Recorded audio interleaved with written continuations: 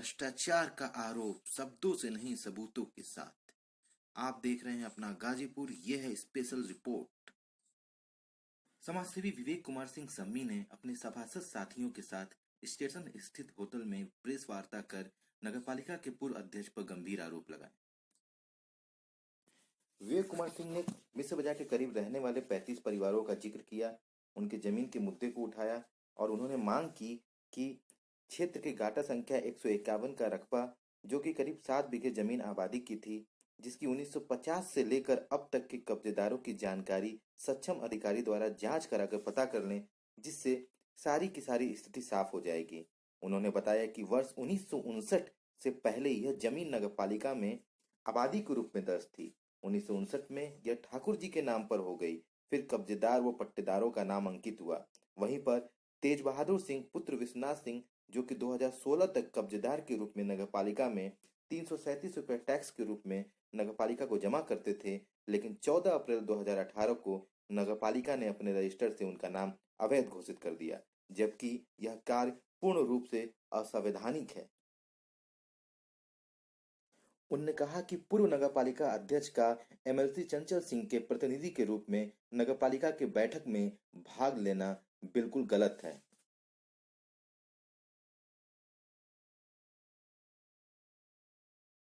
उन्होंने कहा कि शासन आदेश के अनुसार पूर्व अध्यक्ष नगरपालिका के बैठक में भाग नहीं ले सकते।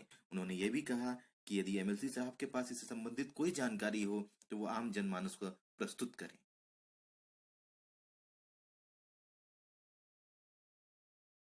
इसके पहले विवेक कुमार सिंह ने 2 अक्टूबर को अपना गाजीपुर की तरफ से आयोजित ग्राउंड रिपोर्ट कार्यक्रम में पूर्व अध्यक्ष पे भ्रष्टाचार के आरोप लगाए थे। उसके बाद उन्होंने 35 परिवारों के लिए सदर एसडीएम को ज्ञापन भी सौंपा था। इसके बाद नगरपालिका के पूर्व अध्यक्ष और भाजपा नेता विनोद अग्रवाल ने प्रेस कॉन्फ्रेंस करके सफाई भी पेश की थी, जिसका वीडियो हमारे यूट्यूब चैनल पर उपलब्ध है। वहीं पत्रकार वार्ता में सभासद सोमेश मोहन राय ने डस्टबिन के टेंडर का मुद्दा उठाया। उन्होंने कहा कि शासन आदेश के तहत 15,000 रुपए से ऊपर की खरीद का टेंडर प्रकाशित करना अनिवार्य है, जबकि ऐसा नहीं किया गया। वहीं नगरपालिका के स्वच्छता अभियान पर प्रकाशित होने वाले बैनर, पोस्टर व हैंडबिल पर पूर्व नगरपालिका अध्यक्ष की तस्वीर प्रकाशित होना भी असंवैधानिक है।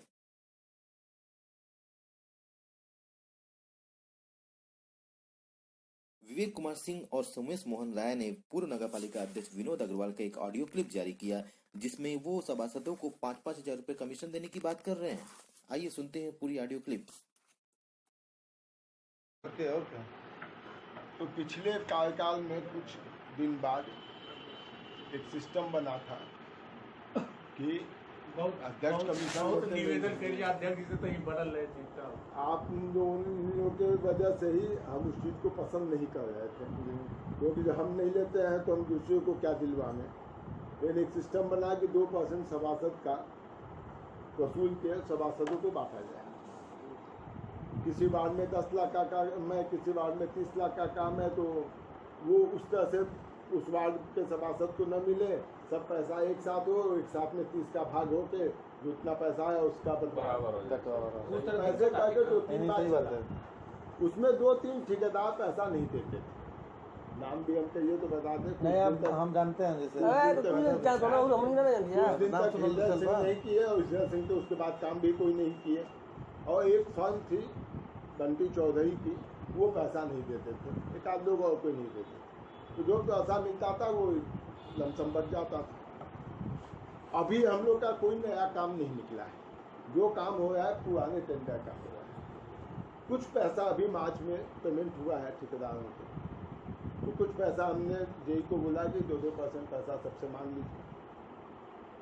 परसों हम बोले थे, कुछ पैसा थोड़ा बहुत मेरे पास आया है, तो आज हम आप लोग को 5-5 हज़ार रुपया उस नाते दे रहे हैं। हिसाब नहीं हो रहा है, जो पैसा आया उसका 5,000 रुपये हम दे रहे हैं। जब हिसाब एक फाइनल आ जाएगा कि जैसे 3 महीना 6 महीना पे हिसाब करके कल लिया जाएगा कि टोटल इतना आया, इतना में इतना का भाग, और उसमें जो कम पड़ा वो उतना दे के सबका बराबर कर लिया जाएगा। उसका हिसाब रहेगा, उसमें कोई हिसाब में कोई गड़बड़ी नहीं होगी। तो आज हम उस 5 का लिफाफा हम आप लोग को दे रहे हैं। ये बात गोपनीय रहनी चाहिए। हम एक निवेदन ये कर रहे हैं, ये कि समाज इसलिए गोपनीय रहनी चाहिए, समाज में नहीं आना नहीं चाहिए, आना सभासद के सिवाय कोई कोई न जाए। पर इसलिए ये- हम लोग बंद कमरे में बैठे पर अध्यक्ष जी देखिए कैसे है क्या, कभी कभी ठेकेदार स्लीपिंग लोग भी मौके बना पर- लेते और क्या। तो पिछले कार्यकाल में कुछ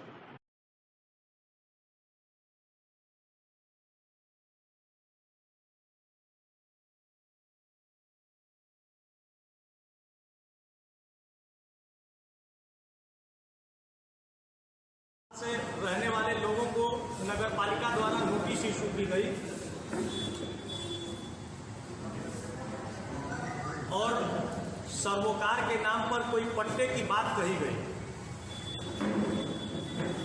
और उसमें यह कहा गया कि सर्वोकार ने नाम चढ़ाने की अर्जी दी हुई है, इसलिए 9 अथवा 10 लोगों को कुछ न कुछ मुद्दा बना करके और नोटिस इशू किया गया, जिसको लेकर के मैं खुद एसडीएम साहब से मिला था और मैंने मांग की थी कि इस प्रकरण की विधिवत जांच की जाए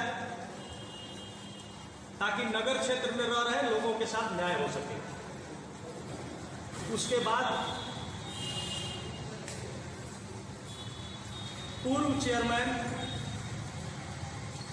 श्री विनोद अग्रवाल ने किसी विदेशी टूर पर गए हुए थे, आने के बाद एक प्रेस कॉन्फ्रेंस किया और उस प्रेस कॉन्फ्रेंस के माध्यम से ये बताने का कोशिश किया कि जो वो कार्य आज तक करते चले आ रहे हैं वो 100% सही है, कहीं वो भ्रष्टाचार में लिप्त नहीं है, ईमानदारी से वो गाजीपुर के नगर का विकास करना चाहते हैं। उस प्रेस कॉन्फ्रेंस में एक बड़ा मुद्दा जो छाया हुआ था वो एक शार्प रिपोर्टर पत्रिका के लेख के ऊपर भी था। 32 परिवारों का मुद्दा तो था ही। शार्प रिपोर्टर एक पत्रिका है जो आप ही में से किसी पत्रकार बंधु जो उसकी रिपोर्टिंग यहाँ से करता हो, जरूर कोई ना कोई अथॉराइज्ड होगा या उनका कोई संवाददाता यहाँ से लिंकअप होगा। उसने तो पत्रकार साथियों, मैं शुरुआत वहीं से करना चाहूंगा जिन बिंदुओं पर उन्होंने प्रेस कॉन्फ्रेंस में आरोप प्रत्यारोप लगाने का काम किया। बाकी मेरे सहयोगी हैं, ये लोग भी अपनी बातों को रखने का काम करेंगे। तो पत्रकार साथियों, मैं शुरुआत वहीं से करना चाहूंगा जिन बिंदुओं पर उन्होंने प्रेस कॉन्फ्रेंस में आरोप प्रत्यारोप लगाने का काम किया। बाकी मेरे सहयोगी हैं, ये लोग भी अपनी बातों को रखने का काम करेंगे। बहुत अच्छी सफलता मिली उसको। स्वच्छता सर्वेक्षण के अंतर्गत डस्टबिन घोटाले का नाम आप लोगों ने सुना होगा। डस्टबिन घोटाला किया। डस्टबिन घोटाले में ये हुआ कि जब नगर पालिका की ओर से 31 जनवरी को जलकल प्रांगण में डस्टबिन का वितरण हो रहा था, तो एक अच्छी पहल हुई कि कहीं भी कूड़ों का एक्सटेंशन नहीं रहेगा। डस्टबिन अगर हर दुकानों पे, हर एक्सटेंशन पॉइंट पे अगर लग जाएंगे तो कूड़ों की और फैलने की समस्या थोड़ी कम आएगी, जिससे हमारा शहर स्वच्छ और सुथरा दिखेगा। हमारे वार्ड नंबर 21 महात्मा गांधी नगर, जो शहर के बीचों बीच पड़ता है, आम घाट गांधी पार्क और उससे जुड़ा हुआ लाल दरवाजा, जुनूनलाल चौराहा, तो परसपुरा, ये वार्ड हैं हमारे। इसमें जब हमने बाल्टियों डस्टबिन का वितरण करने के लिए जब हमने एक डस्टबिन का वितरण नहीं कराया, जब हमने उसकी जानकारी प्राप्त करनी चाहिए, तो हमको बहुत ही अच्छा उत्तर मिला। हमने जब जिलाधिकारी महोदय से इसकी जानकारी मांगी कि नगर पालिका परिषद गाजीपुर में स्वच्छता सर्वेक्षण के नाम पर पूरे दुकानदारों को 2 तरह की डस्टबिन बांटने का वितरण प्रायोजन किया गया था, लेकिन सामाजिक तौर पे एक ही बटा है, हरा डस्टबिन। अब उसको गीले का स्वरूप दें या सूखे का। आधिकारिक रूप से 2 वितरण किए जाने थे, गीला और सूखा दोनों, बटा सिर्फ एक। इसके लिए ना ही कोई टेंडर, ना कोई कोटेशन आमंत्रित की गई, अगर टेंडर आमंत्रित होती तो नगर पालिका का राजस्व बढ़ता, कई प्रतिभागी उस टेंडर को लेने के लिए। निश्चित रूप से राजस्व की चोरी के लिए उसका टेंडर पब्लिश नहीं किया गया। अभी हाल ही में हमारे पूर्व चेयरमैन ने उस पर सफाई दिया है कि डस्टबिन बटा, हाँ बटा, लेकिन कोटेशन के माध्यम से। जहाँ तक हमें मालूम है कोटेशन का कोई क्राइटेरिया होता है कि हम इतने अंतर्गत तक ही कोटेशन के सामग्रियों को खरीद सकते हैं, खरीद फरोख्त कर सकते हैं, चाहे वो सामग्री हो या निर्माण कार्य से संबंधित। चलिए, ये तो करता है, उस प्रेस कॉन्फ्रेंस में अपनी सारी झूठी बातों को बताता है। उसी संदर्भ में मैं आपको एक बात और कहना चाहता हूं कि आप सारे पत्रकार लोग वहां पर मौजूद थे। पूर्व चेयरमैन महोदय ने चिल्ला करके कहने का काम किया कि चेयरमैन का अपना एक अधिकार होता है, उस अधिकार के तहत वो चाहे जो खरीद ले, बिना निविदा के खरीद ले, कैसे भी खरीद ले, चेयरमैन का एक विशेषाधिकार होता है। आप लोगों ने सुना होगा, ये अपने मर्जी से मैं नहीं बोल रहा हूँ। उन्होंने कहा वो इसके मानक के अनुरूप गवर्न होती है। ये मैं आपको बता देना चाहता हूँ। इसकी पुष्टि आप लोग PWD के चीफ इंजीनियर से फोन करके पूछ सकते हैं। ये शासनादेश के अंतर्गत उपयुक्त विषयक शासनादेश संख्या 1/2088 दिनांक 14 अक्टूबर 96 का कृपया संदर्भ ग्रहण करें, जिसमें 2500 रुपये 2500 तक की सीमा की सामग्री बिना कोटेशन आमंत्रित किए क्रय करने का निर्णय कार्यों एवं मरम्मत में संबंधित सामग्री व अन्य सामग्री के 15,000 से अधिक मूल्य के सामान टेंडर आमंत्रित करके क्रय करने की अनिवार्यता प्रदान की गई है। कोई भी सामान छोटा हो या बड़ा 15,000 रुपए से लेकर के 1 लाख रुपए के ऊपर अगर किसी भी खरीदारी को आप करते हैं, चाहे वो सरिया हो, चाहे वो सामान हो, उसके लिए निविदा निकालना अनिवार्य है। ये मैं नहीं, ये शासनादेश को वर्तमान चेयरमैन का विशेषाधिकार है। और वो 15 लाख 20 लाख 25 लाख जो है तो पब्लिक को पता ही नहीं तो पार्टी कितने का खरीदा उन्होंने। ये तो पब्लिक पूछ रही है, मैंने सुअर भाड़े का जवाब दे दिया। यही प्रश्न है कि आपने बाल्टी कितने की खरीदी? क्या आपने बाल्टी 20,000 की खरीदी?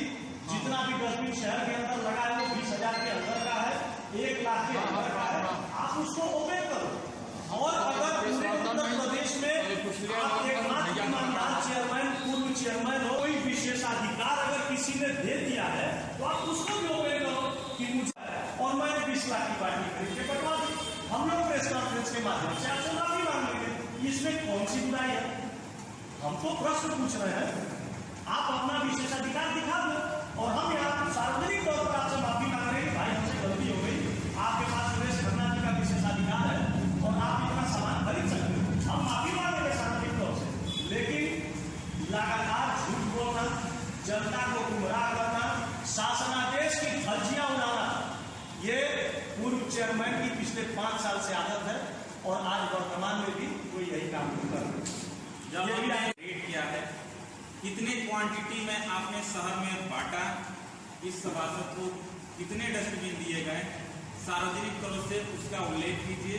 पूरी क्रयदारी कितनी की? हमने तो इतनी ही जानकारी मांगी डस्टबिन की। उन्होंने जब जवाब दिलवाया, जब इसके हम जांच करने के लिए किसी भी अधिकारियों से पूछताछ करते थे तो अधिकारी अपने पल्ला डाल लेते थे कि हमको नहीं मालूम है। सब अध्यक्ष महोदया और पूर्व अध्यक्ष को मालूम है। तो बताइए, हमने इसको दैनिक जागरण में प्रकाशित कराया ताकि भाई कम से कम मीडिया को ही जानकारी दे देने, लेकिन मीडिया को भी जानकारी इसकी नहीं दी गई। आखिरी में जब इन्होंने कोटेशन के माध्यम से खरीदा है तो हम वो भी चीज पूछते हैं कि कोटेशन के माध्यम से जो आपने खरीदा उसको सार्वजनिक कीजिए, सार्वजनिक कीजिए कि हमने कितना डस्टबिन बांटा, क्या रेट है उसका, सार्वजनिक कीजिए। हमने तो आपको प्रमाण दे दिया और आपका कार्य है कि आप कितना सार्वजनिक करा सकते। क्या आप लोग इस पर सहमति करेंगे कि सरकारी बैनर पोस्टर हर जगह नगर पालिका में लगाए जाते हैं, अच्छे अच्छी बात है, जागरूकता होनी चाहिए।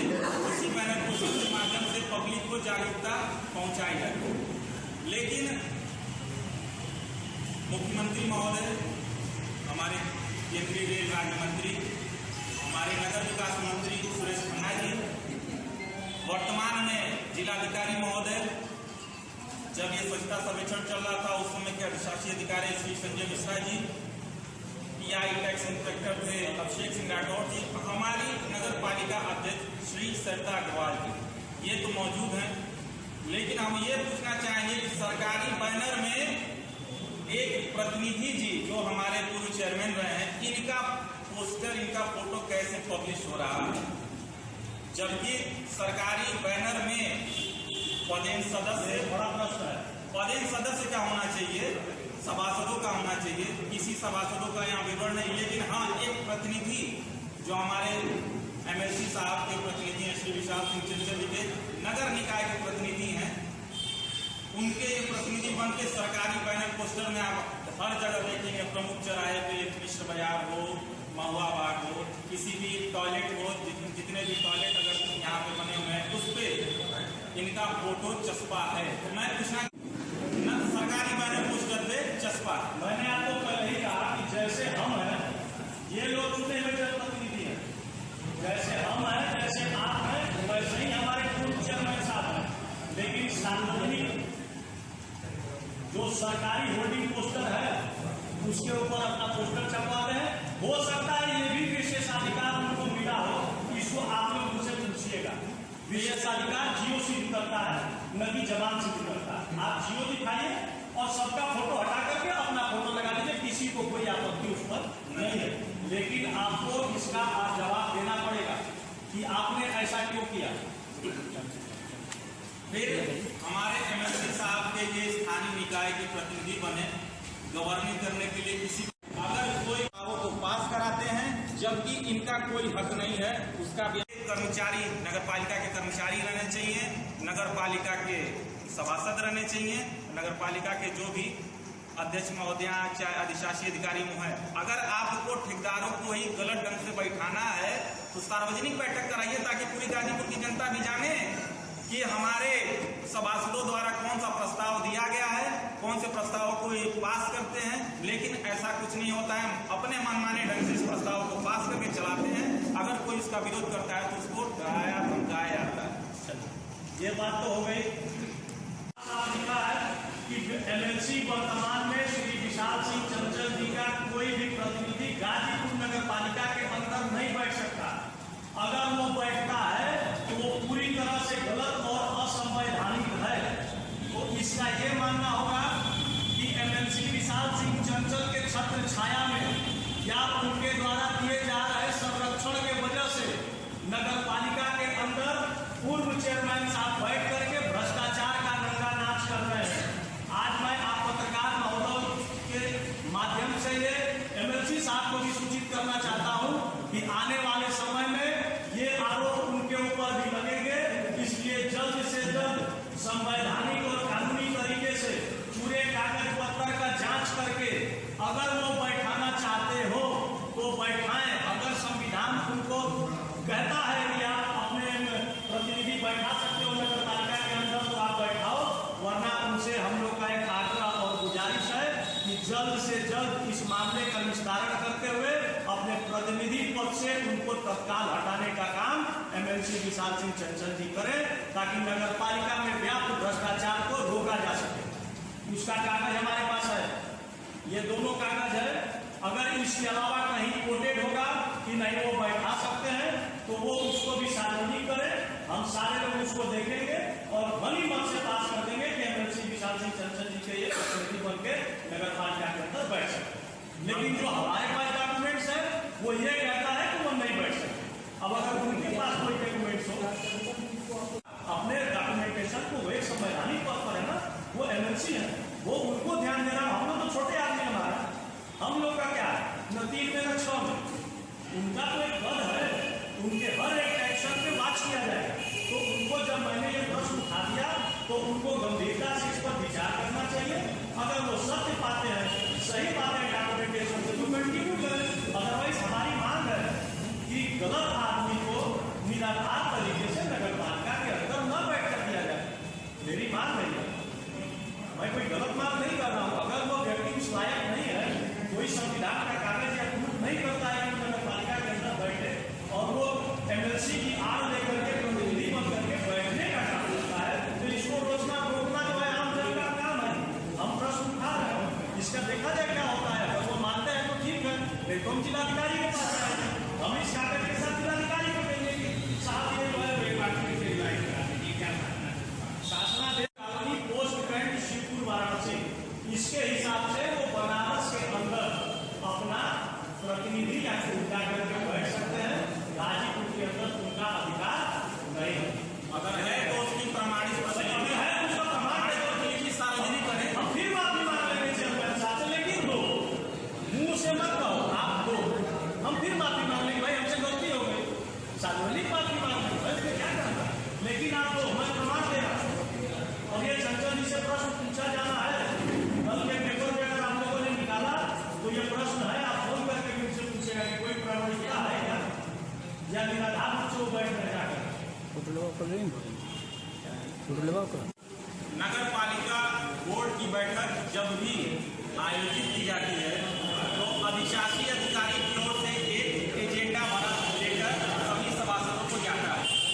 ये भी बड़ा मुद्दा है सर, इस पर ध्यान देगा। थोड़ा 10 मिनट हम समय ले रहे हैं, लेकिन ये बहुत इंपॉर्टेंट। अधिशासी अधिकारी इसमें अपने नगर पालिका क्षेत्र में जो भी एजेंडे, जो भी मुद्दों पे चर्चा कराना चाहते हैं या जो भी प्रस्ताव को पास कराना चाहते हैं, तो उस लेटर में वो प्रायोजित करते हैं कि आज इन विषयों पे, इन मुद्दों पे बोर्ड की बैठक की जाएगी।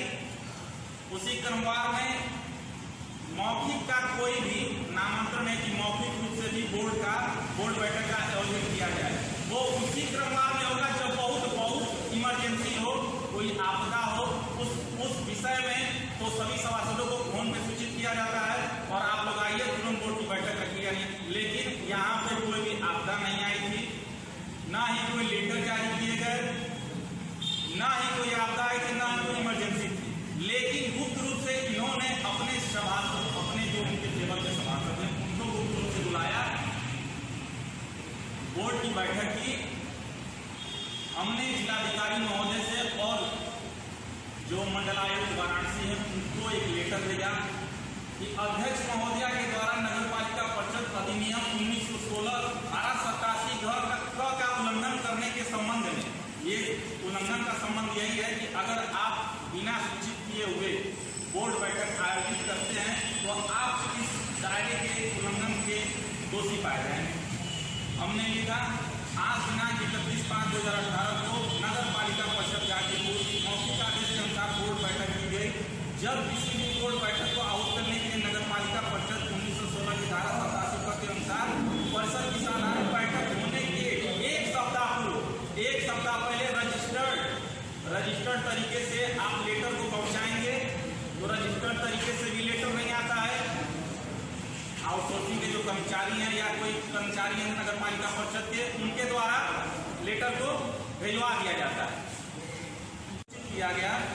और जब हमने इसकी जानकारी प्राप्त करनी चाहिए तो इन्होंने खारिज कर दिया कि नहीं, आज के डेट में कोई भी बोर्ड की बैठक नहीं हुई है। अध्यक्ष महोदय और पूर्व अध्यक्ष जी ने इसका खंडन कर दिया कि नहीं, आज के डेट में कोई भी 31/5 में कोई भी बोर्ड की बैठक नहीं। जब हमने जिलाधिकारी और मंडलायुक्त से उसकी जानकारी प्राप्त करनी चाहिए तो जिलाधिकारी ने रिपोर्ट दिया कि 31/5/2018 को बोर्ड की बैठक हुई थी, जिसमें 20 सभासदों के उपस्थिति रजिस्टर पे साइन है। या तो हमारे जिलाधिकारी महोदय झूठे हो गए या तो फिर आप झूठे हैं। अब दोनों लोगों से डिसाइड ये करना कि झूठा कौन है, झूठ कौन बोल रहा है। अरे जिलाधिकारी ने अपना रिपोर्ट लगा दिया, कमिश्नर ने अपनी रिपोर्ट लगा दी कि 31/5/2018 को नगर पालिका बोर्ड के भीतर 25 सदस्यों में से 20 सदस्यों की उपस्थिति दर्ज कराई गई। अतिरिक्त उपरोक्त बोर्ड बैठक की कार्यवृत्ति पर अध्यक्ष महोदय का हस्ताक्षर है। उक्त बैठक के एजेंडा सूचना संबंधित कोई भी नगर पालिका परिषद में अभिलेख मौजूद नहीं है। आप जब भी नगर पालिका के अंदर जाएंगे तो सूचना मांगने के लिए आपको कोई अभिलेख नहीं मिलेगा। अभी हाल में हमारे एसडीएम महोदय भी गए थे तो वो कोई अभिलेख नहीं पाए। इस बैठक को समझ के आपको क्या है? 31/5/2018 की बोर्ड बैठक में गुप्त रूप से अपने प्रस्तावों को इन्होंने पास कराया। वो पास जिसका कोई टेंडर नहीं हुआ, उन्होंने बोर्ड की सहमति से उसको पास करा दिया, जो कि गलत तरीके से पास कराया। जलकर पंप ऑपरेटरों की नियुक्ति कर दी, उसका भी टेंडर नहीं कराया बोर्ड बैठक से सब, जबकि बोर्ड बैठक गलत तरीके से कराए गए विद्युत कर्मचारियों को, और अपने मनमाने प्रस्ताव जिसमें उनकी मोटी कमाई होती है उसको उन्होंने प्रस्ताव को पास कर दिया। और जब हमने 31/5/2018 की जब बोर्ड बैठक हुई थी, नहीं होना तो चाहिए इसका टेंडर, लेकिन इन्होंने बोर्ड की सहमति से इसको पास करा तरीके से, वही को 31 वाला काम होता है। और गुपचुप तरीके से जितने भी फर्जीवाड़ा करने थे उसी को उन्होंने कर दिया। अब वो फर्जीवाड़े में जलकर भी है, आउटसोर्सिंग का रिन्यूअल भी है, बिजली का है, बैनर का है, तमाम ऐसे जो भी हो, पंप ऑपरेटर का है, विद्युत कर्मचारी है, सबका टेंडर प्रकाशन करके और सब कुछ ओके कर दिया। टेंडर नहीं निकाला तो जवानी अपना गोल बना करके उन्होंने सारा कुछ कर दिया, एक्सटेंशन कर। जब इन्होंने कहा कि भाई मुझे जानकारी नहीं हुई, तो इन्होंने जिलाधिकारी महोदय को चिट्ठी दी। जब चिट्ठी लिखा तो 1 जून को तब जिलाधिकारी महोदय ने देखिए ये लिखा हुआ ऑनलाइन संदर्भ दिनांक 1/6 के निस्तारण के संबंध में कृपया ऑनलाइन संदर्भ में संबंधित शिकायत के संबंध में कार्यालय द्वारा अवगत कराया गया कि दिनांक 31/5/2018 को कार्यालय नगर पालिका परिषद में बोर्ड की बैठक आहूत की गई थी। अगर 31 तारीख को बोर्ड की बैठक आहूत की गई थी तो न तो इनको बुलाया गया और न इनको बुलाया गया, बाकी 2 सभासदों को और नहीं बुलाया गया, तो ये तो बोर्ड की बैठक ही असंवैधानिक हो गई। बोर्ड की बैठक असंवैधानिक हो गई, लेकिन सदस्य को जब आप इन्फॉर्म नहीं किए और आपने बोर्ड की बैठक कर ली तो असंवैधानिक हो गई। जब इस बात को जब हम लोगों ने उठाना शुरू किया कि 31 की कार्यनीति आप जारी करो, तब उन्होंने ये झूठ बोलने का काम किया कि बोर्ड की बैठक को हमने 28 को कर लिया। हमने कहा कि भाई तुम अगर 28 को ही करती है तो उसकी ही कार्यनीति जारी कर दो। तो वो कहते हैं कि कार्यनीति जारी करने का कोई आधिकारिक आदेश नहीं होता है, मैं नहीं दूंगा। ये रोहिणी कुमार मुन्ना के टाइम की कार्यनीति है। हर बोर्ड की बैठक के बाद जिस भी सदस्य को चाहिए वो कार्यनीति ले सकता था, आम जनता भी ले सकती थी, और सारे लोग उस बोर्ड में हुए निर्णय, उस बोर्ड में हुए प्रस्ताव की जानकारी ले सकते थे। इसके पहले इन्होंने नहीं दिया, लेकिन इस बार नहीं दे रहे। इस बार एक कहते हैं कि मैं बहुत ईमानदार हूँ, इसलिए नहीं दे रहा हूँ, और जो पूर्व चेयरमैन हो भ्रष्ट थे इसलिए वो दे देते। आपके लिए ये है, आप उन्हीं बोर्ड बैठक जिसको प्रूव करें कि वो 31 को होगा कि 28 को होगा, और अगर हुआ तो कितने सदस्य वहां पर उपस्थित थे। अगर वहां व्यक्तिगत मामला नहीं है, थोड़ा इसको ध्यान से आप लोग सुनिएगा। के अंदर चुल्लू चाय वाले से लेकर के पीछे तक तमाम ऐसे मकान हैं, उसमें ये मेरा कोई सार्वजनिक मामला नहीं है, ये समाज हित का मामला। उसमें तमाम ऐसे तथ्य पेश किए जा रहे हैं पूर्व चेयरमैन साहब द्वारा, जैसे वो लेखपाल या तहसीलदार सरोकार की बात करना, ठाकुर जी की बात करना, तमाम ऐसी बातें करना, ये सिद्ध करता है कि लगता है वो उसके अंदर काफी डॉक्यूमेंटेशन में घुसे हुए हैं।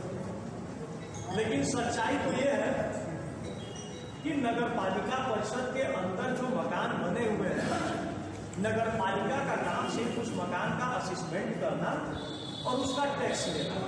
कौन सरोकार है, कैसे सरोकार है, अगर उसको चैलेंज किया जाएगा तो उसका जवाब लोग देंगे। बहुत सीधी सीधी बात है। अब जब इसके अभिलेख में आप जाओगे तो मेरा ये कहना है कि सन 1950 से इसकी जांच जिलाधिकारी द्वारा कराई जानी चाहिए। ये नगर पालिका और सरोकार और पट्टेदार और तमाम ऐसे चीजों की कोई आवश्यकता नहीं है। अभिलेख कभी सरकारी दस्तावेज गायब नहीं होते, वो अपने जगह पर मौजूद है। बताया तो मैं भी इसके तह में गया। जब मैं तह में गया तो मुझे ये पता चला गाटा संख्या 158, रकबा करीब 7 से 7.5 बीघा, इसको नोट करिए आप लोग। गाटा संख्या 158, रकबा चाहे जो हो 5 बीघा हो 7 बीघा हो, ये गाटा संख्या की जमीन सन 1959 से पहले 1959 से पहले आबादी में दर्ज थी। इस जमीन के ऊपर किसी का मालिकाना अधिकार नहीं था। आबादी का मतलब ये होता है कि जो उस पे आबाद हो गया वही उसकी आबादी हो गई। सन 1959 से लेकर के सन 1969 के बीच में कहीं से कोई ठाकुर जी महाराज उनके अंदर आ गए नगर पालिका के दस्तावेज में, जो कि नगर पालिका का दस्तावेज कोई प्रामाणिक दस्तावेज नहीं होता है, कोई उसकी प्रामाणिकता नहीं होती है, वो पोजीशन का अधिकार नहीं देता है। ये तीनों चीज को आप समझ लीजिएगा। ये सिर्फ एक असिस्मेंट होता है, वो किसी को प्रामाणिकता दर्ज नहीं करता कि ये आपकी प्रॉपर्टी है। तो ये मामला राजस्व का है, इसकी जांच जिलाधिकारी स्तर से सक्षम अधिकारी के द्वारा कराया जाना आवश्यक है। इसको अपने पट्टेदार की प्रॉपर्टी से आप इसकी तुलना मत करिए। इसकी जांच सन 1950 से शुरू होनी चाहिए कि ये जो जमीन है वो किस मद में दर्ज थी सरकारी दस्तावेजों में। उसके बाद अगर ये नगर पालिका के अंदर आती है और उसके अंदर ठाकुर जी महाराज घुस जाते हैं तो किस दस्तावेज के दम पर उनका नाम नगर पालिका के अंदर अंकित किया जाता है, ये मेरा प्रश्न है। दूसरी बड़ी बात है कि अगर कोई 50 साल से ऊपर आबादी लैंड में बस गया तो उसको सुप्रीम कोर्ट भी नहीं हटा सकता। जो कब्जा धारक होता है वही उसका मालिक होता है। तो ये मेरी बात है। हो सकता है कि मेरी बातों में कुछ कमी बेसी हो, इसीलिए प्रेस कॉन्फ्रेंस के माध्यम से ये मांग करता हूं कि इस पूरे विश्व बाजार के दस्तावेज की जिलाधिकारी के निर्देशा के अंडर में आजादी से लेकर आज तक के सारे दस्तावेज की जांच होनी चाहिए। उसके बाद ही किसी को नोटिस इशू करें, खाली कराएं, कोई अवैध है तो उसको भगाएं, ये काम करें। इससे पहले कोई भी व्यक्ति संवैधानिक पद पर बैठा हुआ कोई स्टेटमेंट न दे कि ये ठाकुर जी की प्रॉपर्टी है, ये फलाने जी की प्रॉपर्टी है। ये प्रॉपर्टी सिद्ध करने का काम राजस्व का है, उसको सिद्ध करने दीजिए। राजस्व बोल देगा कि नहीं भाई ये फलाने की प्रॉपर्टी, तो सारे लोग खाली कर देंगे, उसमें दिक्कत कहाँ? उसमें जमीन है, आगे कौन कैसे आया, किस ढंग से नगर पालिका में उसका पंजीयन हो गया, उसका नाम चढ़ गया, इसकी जांच जिलाधिकारी महोदय करा लेंगे।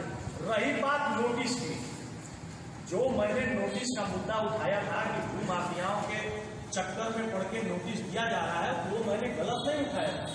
उसका कारण मैं आपको बता रहा हूं। कब्जेदार, देखिए आबादी की जमीन रहती है तो कब्जेदार लिखा जाता है, ये नियम है। क्योंकि आबादी की जमीन की किसी ने मुझे लगता है रजिस्ट्री नहीं कराई होगी। आबादी पर तो कब्जा कर लिया, वो टैक्स भरता रहता है, अपना काम खत्म, तो उसको बाद में हो जाता है कि नहीं 99 साल का ये है, फलाने ठिकाने। आबादी की जमीन पर कब्जेदार तेज बहादुर सिंह पुत्र विश्वनाथ सिंह लिखा हुआ। 2016 तक तेज बहादुर सिंह पुत्र विश्वनाथ सिंह ने नगर पालिका के अंदर टैक्स भरा एज अ कब्जेदार।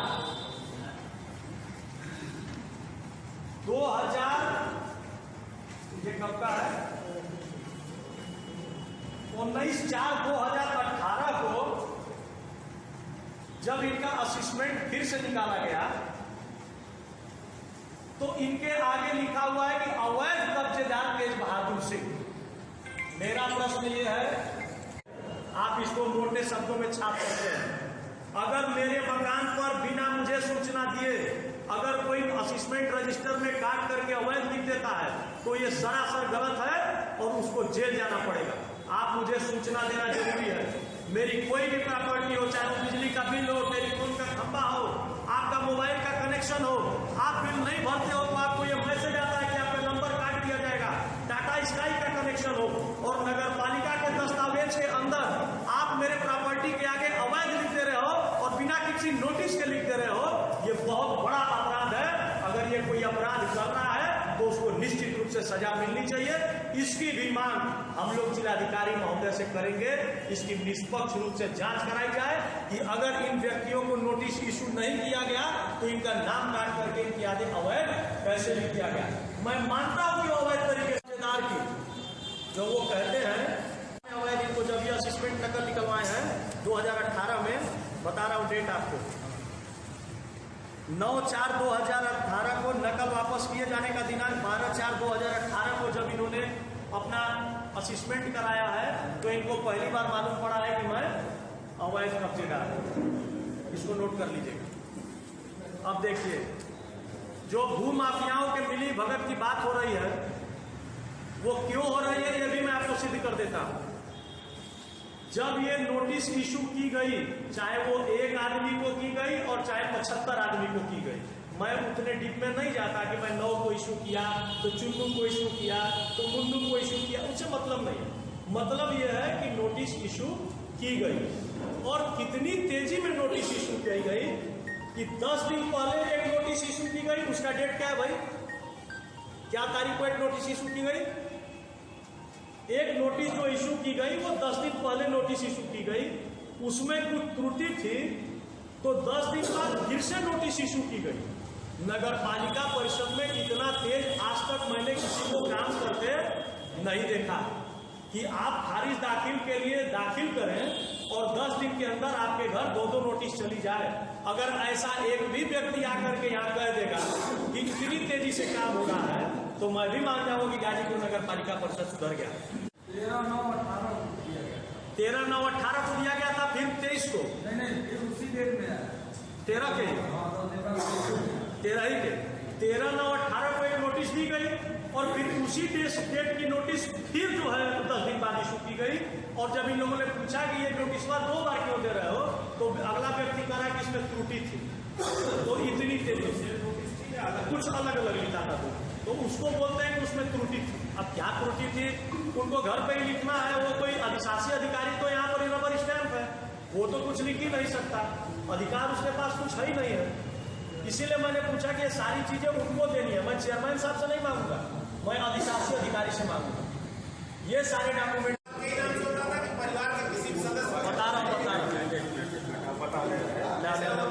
ये तो बहुत बड़ा खबर है। ये है राजा कुलदीप मंदिर ट्रस्ट सेक्रेटरी सर्वकार सिंह संचालन और केराधार संचालन और इलाहाबाद बैंक। जी, ये किसका है?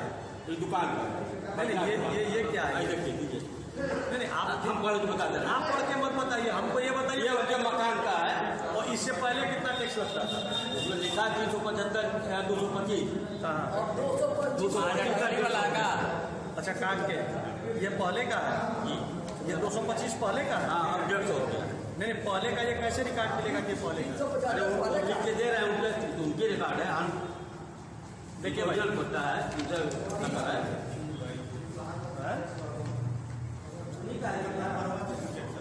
देखिए ये है मकान नंबर 46, हस्ताक्षर अध्यक्ष सुशील कुमार, श्रवण कुमार, अशोक कुमार व विनोद कुमार, सन ऑफ स्वर्गीय नारायण। ये मुझे लगता है विनोद जी महाजनटोली, विनोद अग्रवाल जी ना, ये उन्हीं का है। ये सत्य प्रतिलिपि, ये झूठ नहीं बोलती है। इसके ऊपर एनुअल वैल्यू 112 रुपया जो है हाउस टैक्स का क्या है वो काट के 75 हो गया है और टोटल वाटर टैक्स 225 है वो काट के 150 हो गया। देवे तो मैं अपनी पत्नी सहित जो हमारी इस समय अध्यक्ष महोदया हैं उनके साथ मैं इस्तीफा और राजनीतिक संन्यास ले लूं। तो ऐसा कुछ हम आप लोगों के सामने पेश करने जा रहे हैं। इसमें उन्होंने अपने मुख से वक्तव्य दिया है और आप लोगों के सामने सार्वजनिक करेंगे। इस चीज की आप लोग टेस्ट कराइएगा जरूर। भाई इनका ये कहना है कि जो ये आरोप लगा रहे हैं उसकी पॉलीग्राफिक टेस्ट जरूर हो। आप लोग के कार्यकाल का ये चिट्ठा खुलने जा रहा है, ध्यान से सुनिएगा। थोड़ा शांत।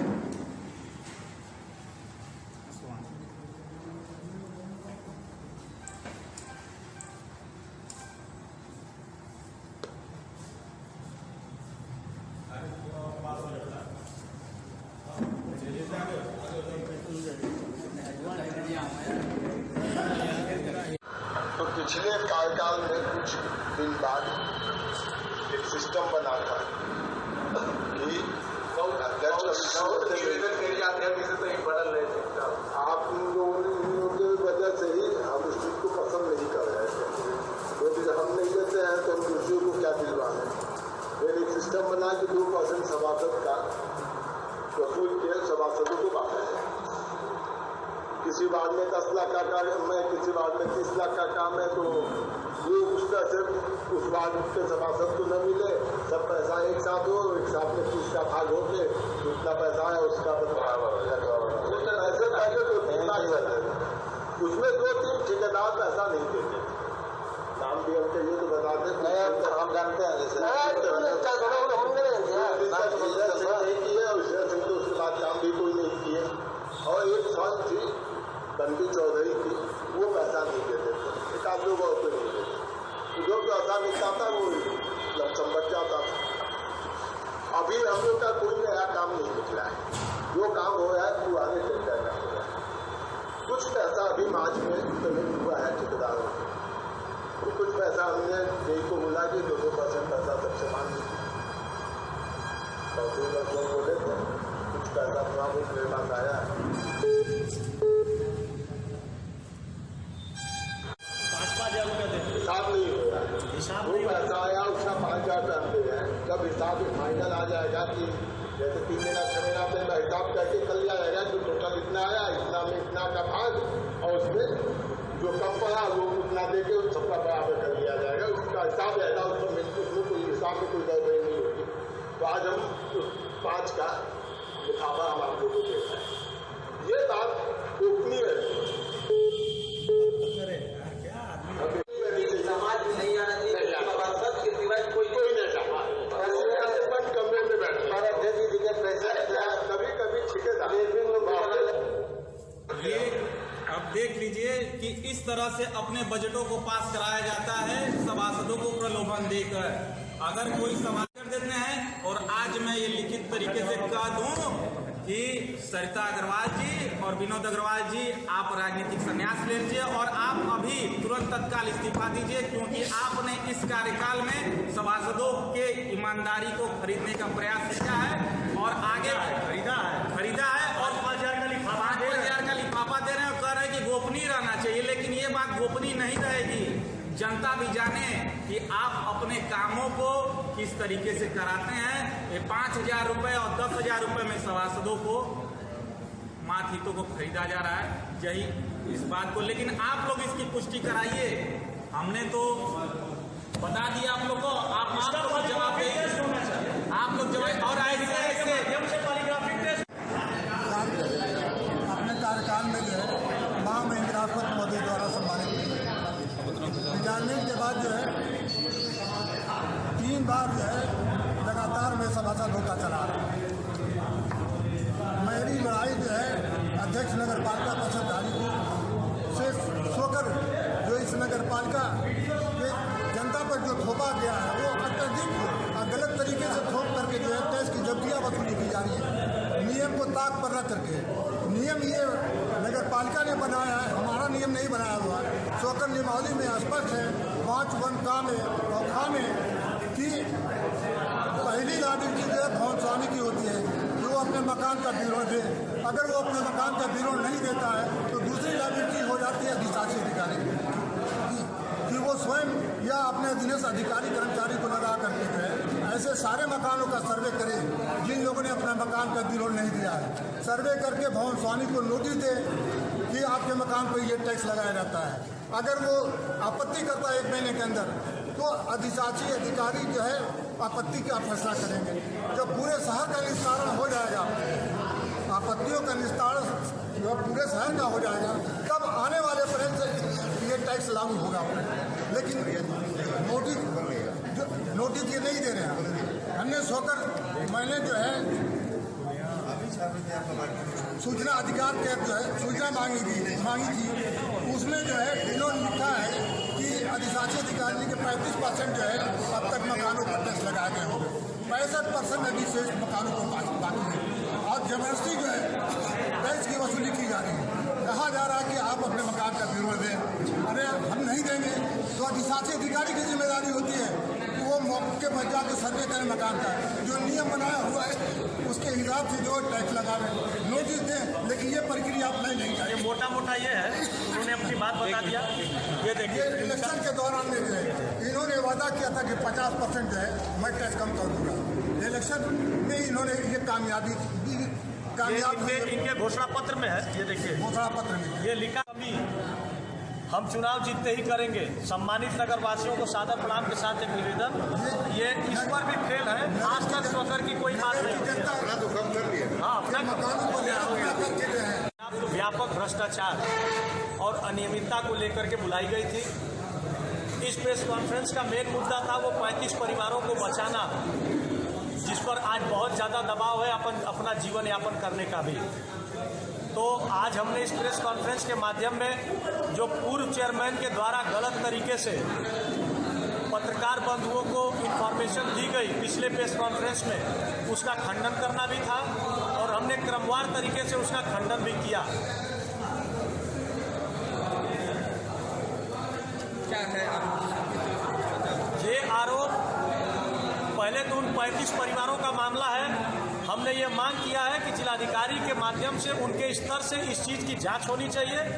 आज़ादी के समय के बाद से लेकर के अब तक वो ज़मीन है किसकी, उस ज़मीन की प्रामाणिकता पहले तय हो, उसके बाद वहाँ पर नगर पालिका या किसी विभाग द्वारा नोटिस दिया जाना चाहिए। पूरी जांच रिपोर्ट आ जाए, उसके बाद ही उस पर कोई एक्शन लिया जाए। रही बात चेयरमैन साहब जो नगर पालिका के अंदर प्रतिनिधि के रूप में बैठते हैं, उस पर भी आज हम लोगों ने क्वेश्चन उठाया। क्वेश्चन ये था कि एमएलसी प्रतिनिधि बनने का कोई अधिकार पूर्व चेयरमैन साहब को नहीं है।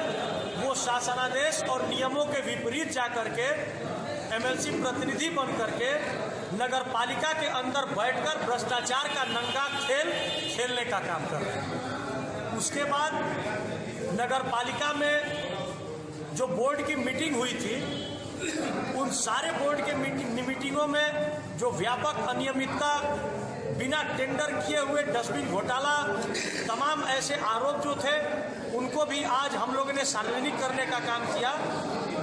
और वर्तमान में सभासद सोमेश राय ने एक ऑडियो क्लिप भी जारी करने का काम किया है, जिसमें पूर्व चेयरमैन महोदय सभासदों को 5-5 हजार रुपये का लिफाफा देने की बात कर रहे हैं और वो 5,000 रुपया अपने जेई को निर्देशित करने को कह रहे हैं कि ठेकेदारों से 2-2% कमीशन मांग लिया जाए। इसका प्रमाण वो ऑडियो क्लिप भी मौजूद है और हम आपके माध्यम से ये मांग करते हैं कि इस ऑडियो क्लिप की अगर वो निष्पक्ष है, निर्विवाद है, तो पॉलीग्राफिक टेस्ट करा करके सत्यता प्रमाणित करके तब अपने पद पर बैठे, अन्यथा तत्काल उनकी पत्नी वर्तमान चेयरमैन और पूर्व चेयरमैन साहब अपने पद से इस्तीफा देने का काम। ये 5-5 किसके बदले दिया जा रहा है? उनकी सहमति जताने के बदले या फर्जी बैठकों में अपने हस्ताक्षर के बदले? वो दोनों मामले हैं। उनके हर चीज की सहमति और फर्जी बैठक बुला करके जो अपने मनमाने प्रस्ताव को पास करना, इन दोनों के लिए उन सभासदों को 5-5 हजार रुपए का लिफाफा देने की बात कही जा रही है। उस ऑडियो क्लिप में ये कहा जा रहा है कि 25 वार्ड में जितने भी काम होते हैं उन सारे कामों का पैसा 2% के हिसाब से जेई महोदय लेकर के आएंगे और उनके चहेते सभासद अगर 20 हैं और 2 लाख रुपए की वसूली हो जाती है तो वो 20 का भाग दे देंगे 2 लाख रुपए में, और जितना पैसा बनेगा वो लिफाफा करके हर बोर्ड की मीटिंग में जो गलत कार्य पास किए जाएंगे उसके एवज में वो इनाम, घूस का पैसा पूर्व चेयरमैन द्वारा अपने सभासदों को बांटने का काम किया जाएगा। माननीय विनोद अग्रवाल की पत्नी की ओर से किए गए डस्टबिन घोटाले को हम लोगों ने प्रमुखता से प्रसारित किया था। विनोद अग्रवाल का कहना है कि कुछ लोग खुद डस्टबिन का ठेका लेना चाहते थे, इसलिए आरोप लगा रहे हैं। नहीं, ये तो शासनादेश है। 1 लाख से ऊपर तक की आप बिना निविदा के आप परचेजिंग कर ही नहीं सकते। हमारा क्वेश्चन ये है कि आपने डस्टबिन बांटा तो आपने टेंडर निकाला होगा। आप ये बोलते हैं कि वो मेरा व्यक्तिगत अधिकार है, हमको विशेषाधिकार दिया गया है कि हम 1 लाख से ऊपर का सामान खरीद सकते हैं। मैंने डॉक्यूमेंट्स के साथ ये प्रूफ किया कि शासनादेश ये कहता है कि आप 1 लाख से ऊपर का सामान अगर आप परचेजिंग करते हो तो आपको टेंडर निकालना होगा। टेंडर निकालोगे तो बिडिंग होगी तो शासन का फायदा होगा, सबसे कम रेट का टेंडर बिकेगा। लेकिन अगर वो काम होगा तो इनका कमीशन कहाँ जाएगा? ये कमी है और 10-20 लाख का सामान कोटेशन पर शासनादेश की धज्जियां उड़ा करके खरीद देते हैं। यही आरोप सभासद वार्ड नंबर 21 महात्मा गांधी नगर, मैं एक सभासद हूँ। सुमेश जी, आपने एक वीडियो क्लिप सुनाए हैं, ऑडियो क्लिप सुनाए हैं, क्या है मामला?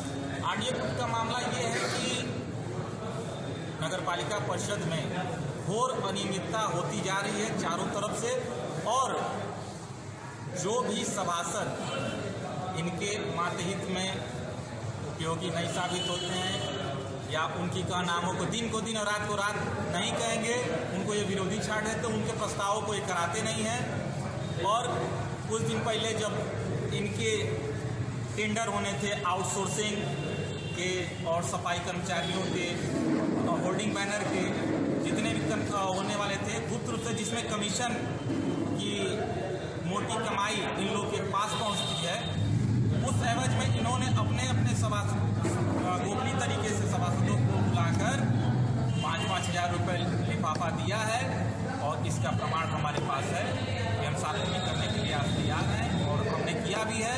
अब ये अपनी सफाई में क्या कहते हैं, अब ये पैसा किस कार्य के लिए दिया जा रहा है?